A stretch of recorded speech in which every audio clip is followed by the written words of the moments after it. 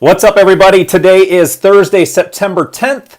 Just after 10 a.m., we're going live here. We're going to have our friend Rudy come back and join us again and just talk about all things going on in Arizona. So stay tuned.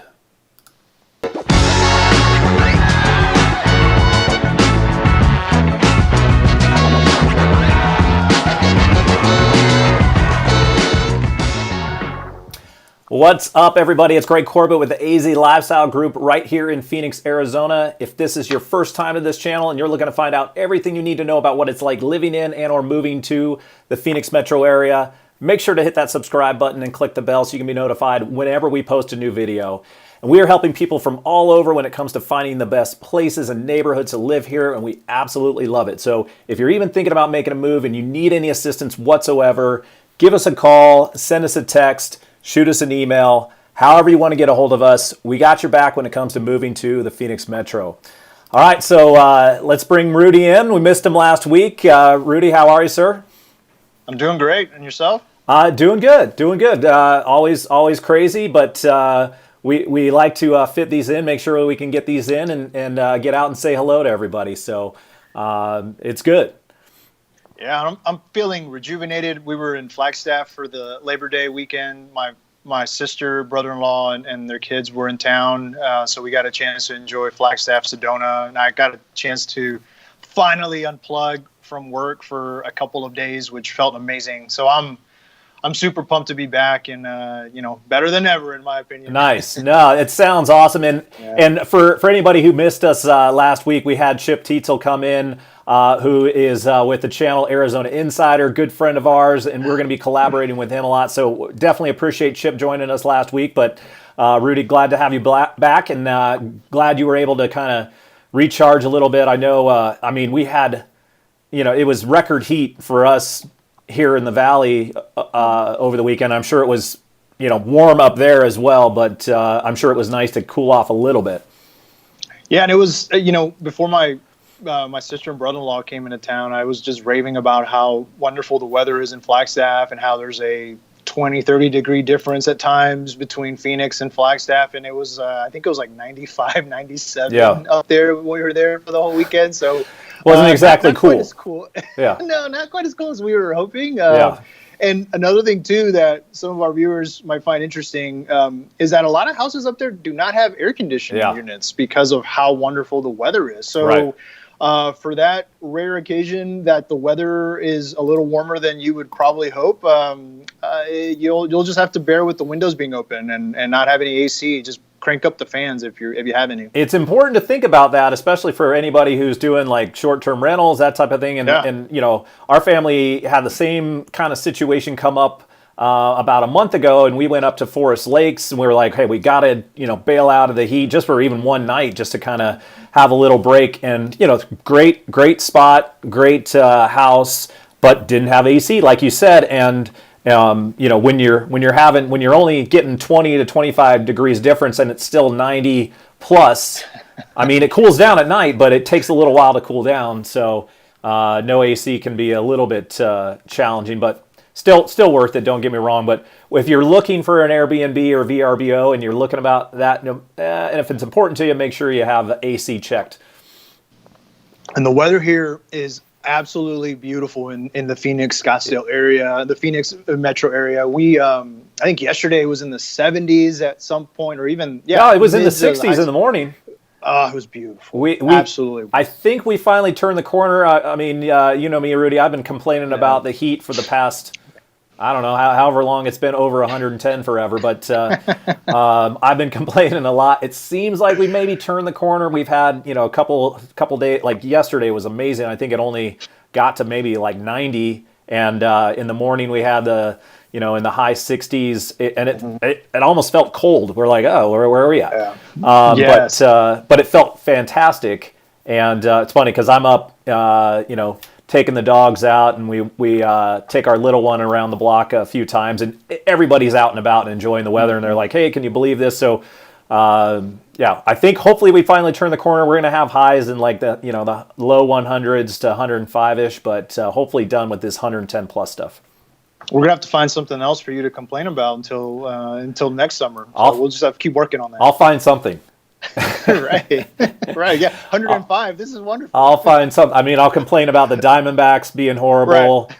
I'm hoping the Cardinals. It's crazy that we have NFL coming back this weekend, but based on this year, it's like it's one thing to see the NBA play with like just have whatever cardboard cutout people in the stands or whatever they're doing, but having the NFL without fans is going to be interesting. So, but I'm looking forward to watching. I don't care. Yeah, no, that's really 90% of the reason why fans go to football games, not just to watch the game, but the experience that you have when you go with all the other fans and the craziness that happens. But yeah, we'll see. It's going to be, I mean, this year is just, it is what it is. Yeah. So we're just going to figure it out. Yep, for sure.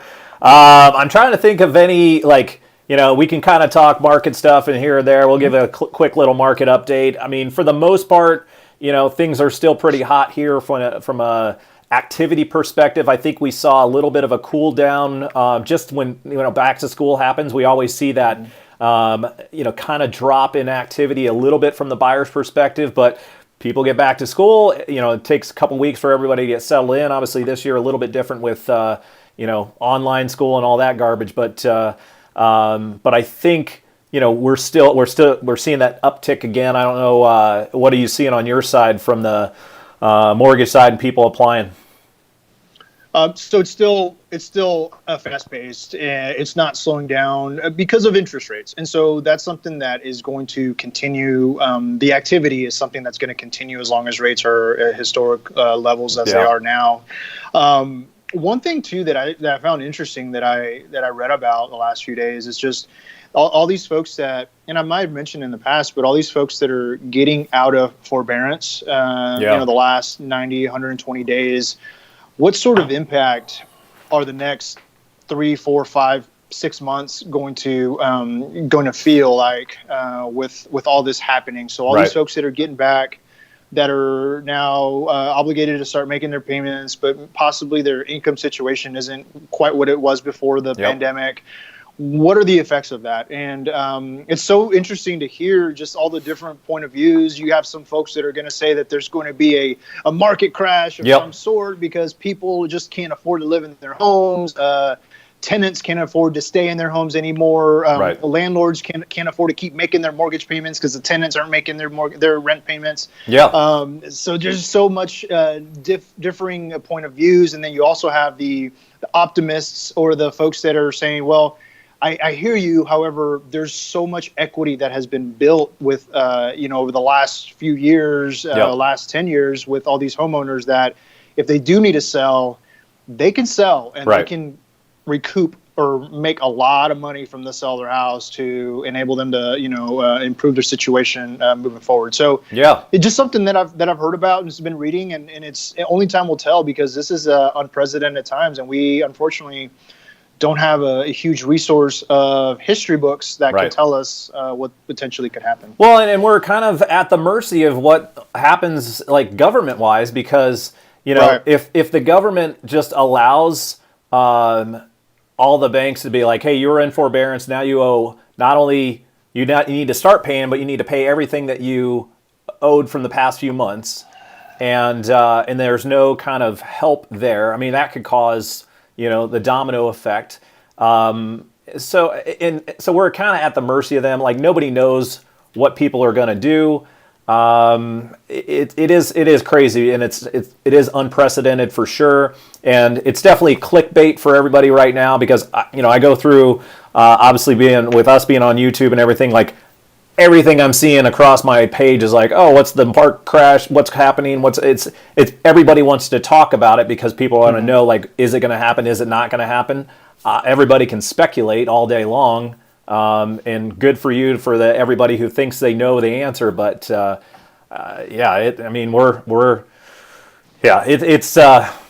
be prepared. I think the best thing is just be prepared for anything as best you can. Try to make smart decisions, but don't get too caught up in the hype of like, hey, we're going to crash, and also prepare yourself just in case things don't turn out as good as we'd like. Right, exactly. And let's say you are in a great situation, your job is going well, your company, your income is just doing just fine. Yeah, just like you said, be prepared, be smart, and live below your means if you can, and try to just make as smart financial decisions for the short and long term goals. And someone's going to be right. Someone on one side of this fence is going to be For right. sure. And it's not going to happen next month. It's not going to happen possibly until the end of this year or the beginning of next year when we start seeing some trends that are moving in one way or the other. Because this stuff, real estate, takes a little bit of time to start seeing the results, whether they're positive or negative. I'll tell you what, I'm going to do 2 videos and I'm going to post them. One's going to be that like everything crashes and burns and I'll be like, hey, I was right. And then I'll do another video like nothing bad's going to happen at all. Everything's fine. And then whatever video is right, I'll delete the other one and I'll go. So I think there's probably a lot of people doing that already. I'm probably sure I didn't steal that idea, but that's what people do these days. So that's a great idea. Actually, that's a great idea. Let's go ahead and schedule those 2 videos. Let's start talking about it. Right? Yeah. Mm-hmm. Let's get in front of this. We'll both do it together. Right. I like it. Let's do it. One thing that I will say is, sorry, on my end too. One thing that I can say, probably without a shadow of a doubt, is that, and I mentioned this maybe a month and a half ago when there was announcements if you're refinancing that there was going to be an added fee. If you were going to refinance, that would equate to about 0.125 in interest rate increase if you were going to refinance. Well, there was so much backlash because it was just out of the blue, no heads up from the FHFA on this fee, that they've now postponed it until December. Sure. Meaning that there is, without a shadow of a doubt, certainty that rates will go up in December by 0.125. So that is one thing that I can predict with almost certain confidence, that come December-ish, January-ish, once this fee is officially implemented. Is it just for refis or is that for purchases too? Good question. Right now it's just for refinances. However, there's been talk that people who are maybe purchasing investment properties or second homes could potentially, hasn't been announced, but could potentially be also impacted by this fee, because the whole point is to just improve home ownership and keep that sustaining throughout these difficult times. So the argument is, well, if you're buying a second home, if you're buying an investment property, you already own a home, so you don't really need the help. Right. And we want our cut of this profit, the FHFA. So anyway, just keep that in mind. Yep. No, I get it. No, it's good to know, and I think a lot of people are trying to figure that out right now. And I mean, especially with some of the people that we're talking to on a daily basis that are coming in from out of state, and maybe they have the means to go ahead and purchase another property before they have to sell their home, so they would be in that kind of potential position, even though, I mean, I guess it would be considered primary residence if you're still moving, but you still might have to deal with some underwriters that would push back on that. So I'm sure it'll affect a lot of us in many ways. And Chip, what's going on, man? We got Chip watching and saying hello. What's up, brother? Good to have you watching. Chip, how are you doing, my man? So what else did I want to say? Oh yeah, because I wanted to ask, like, rate wise. Obviously, we keep hearing, and I'm sure a lot of people are hearing, nonstop commercials of like, hey, you can buy and have your rate in the 2s now. Is the rate in the 2s? Is that actual 2s, or is that still like paying points to get to the 2s? It's paying points to get into the 2s, and it's going to depend on how much money down. A 15-year term is obviously going to get you a better rate than a 30-year term. Yep. And there's a lot of different, your debt to income, your loan to value is going to play into that. So, your credit score obviously, is going to obviously play in that. So they're available, yes. Yep. And if you're looking to just have that magic 2 in front of your interest rate, so that around the water, the water cooler talk, you can, brag about how low your interest rate is, then it can be done. It just depends on your situation. Okay. But absolutely. But you're still paying for it. Like for someone like me who's like, I'm not going to pay for, maybe it was worth paying for. I could be wrong in my assessment that it's never worth paying for, but I guess that would be I guess if you want a quick synopsis, or if you want to quickly go over that, like, is it ever worth paying I'm sure there is in certain circumstances. Yes, and that's an excellent point. And what I do with all of my refinance clients is I run different scenarios, different options with a video explaining the different options, different scenarios that can tell you, if you refinance at this 30-year or versus this 25-year, what is your benefit? What is your cost? Which one makes the most sense? And I've had folks that they don't care if they bought their house 3 years ago and they have 27 years left. They want a 30-year mortgage because their payment has just gone down by $300 a month. And that to them is what makes the difference. I've had folks that just bought their house last year. They have 29 years left and they're refinancing for 25 because their payment's staying the same because the rate's dropping so much. Right. And some that are paying points because they know they're staying in that home for 5, 7, 10 years. And when we run the side-by-side comparisons, paying the couple $1,000 in points and to get that low rate does make sense. Okay. And, so I guess if you know long term that you're staying here for a while, I mean, and I would consider that too. It's like in the house we're in now, like even if we were to move up at some point or do something, I mean, I can't see myself wanting to get rid of this house. So it may be a situation that I look at too. So who knows? I'm trying to think. What's that?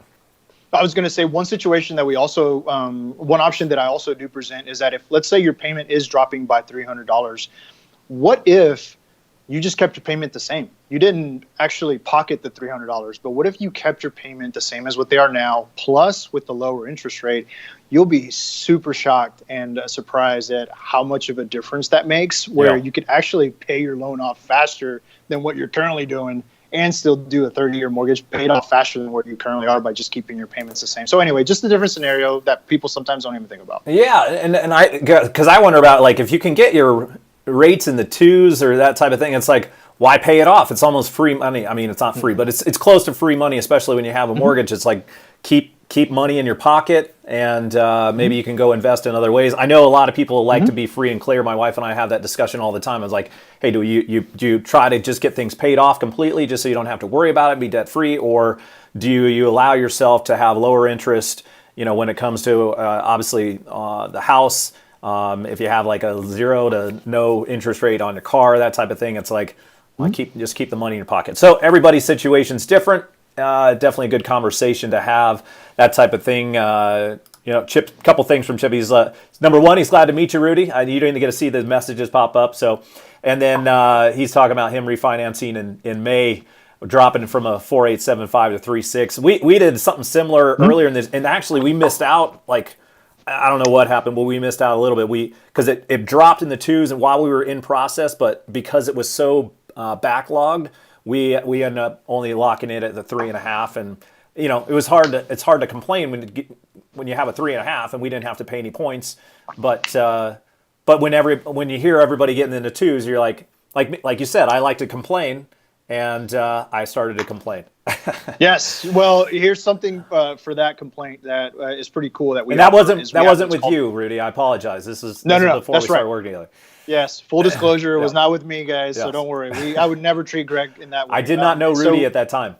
No, unfortunately, yes. You're paying a lot of money. No, so we have this cool thing called a float down. So let's say you do, we do lock your rate, and rates improve for one time at no fee to you. Because a lot of times, if you want to go back after you've locked your rate and you want to get a lower rate, the lenders will charge you for that. But we don't. For one time, if rates improve, you get a lower rate before closing, and it's pretty cool. I thought that should have happened on mine too, but it didn't. I don't know what happened. I like the lender who did it for me. They're good friends of mine as well. I don't have anything negative to say about them,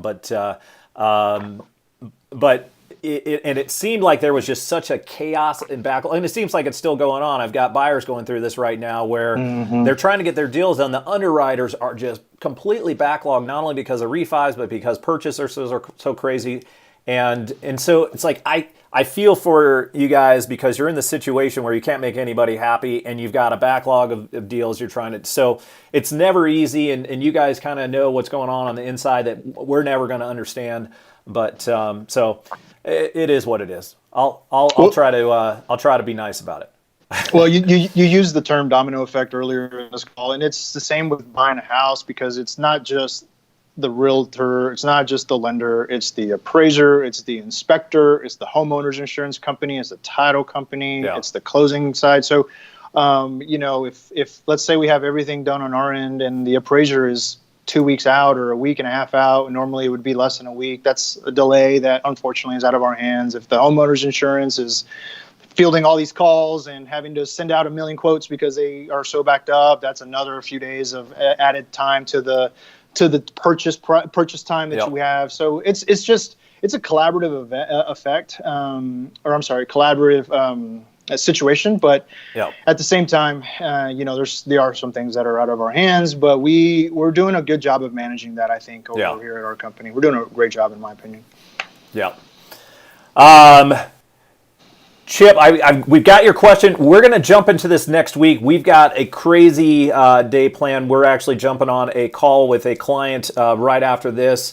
So I appreciate the question. And Chip, thank you for joining us. We appreciate it, and for asking a few questions. For anybody else watching this now or later on, again, we're here for you guys. Reach out with any questions you have. Schedule a Zoom call with us. Go over kind of what your goals and needs are. And let us know how we can help you. We're going to keep, we've got some neighborhood videos coming out. We've got a Glendale tour coming out tomorrow. Chip and I were out in Verrado yesterday shooting some videos, so that'll be out coming next week. We're going to be hitting a lot of areas. I'm sure Rudy and I might be hitting another neighborhood or two as well. So let us know where you guys want to see. And keep us posted with any questions. Thank you guys for watching today. We're going to let you go a little early today, but we'll be back again next Thursday. Any wrap up, Rudy?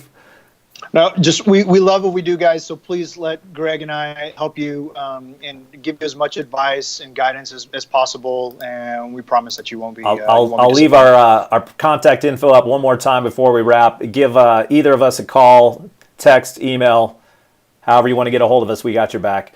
Thank you guys. Have a great Thursday. We'll talk soon.